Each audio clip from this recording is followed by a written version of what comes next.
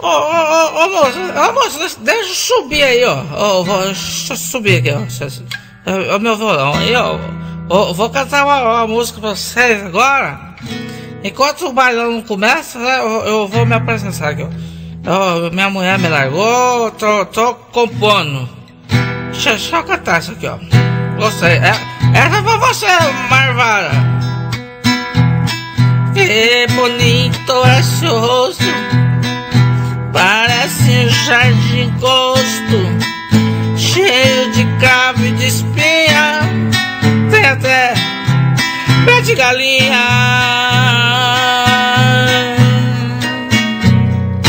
Eu nem sei como é que pode, você tem esse bigode, você tem esse bigode e tem o cheiro de bode. Salamargo,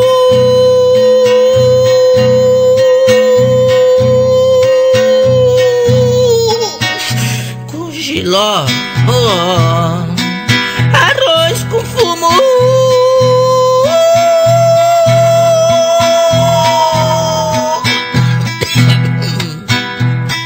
com cerveja gostoso, com seu bafo venenoso, faz os gambás sair correndo, e mesmo assim volta, tô te querendo. Catinguda,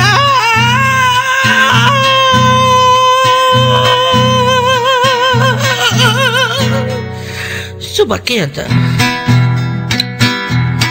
Quando você sai na rua com seu corpo tão lindo, os cachorros vão latindo.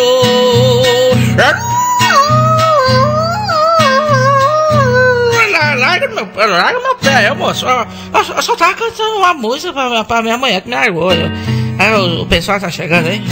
Olha, gente, não precisa bater palma, não. Mas obrigado aí, o Baessa.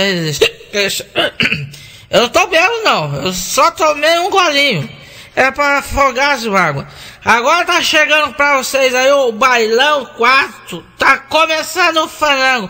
Mas eu vou levar o violão, viu, moça?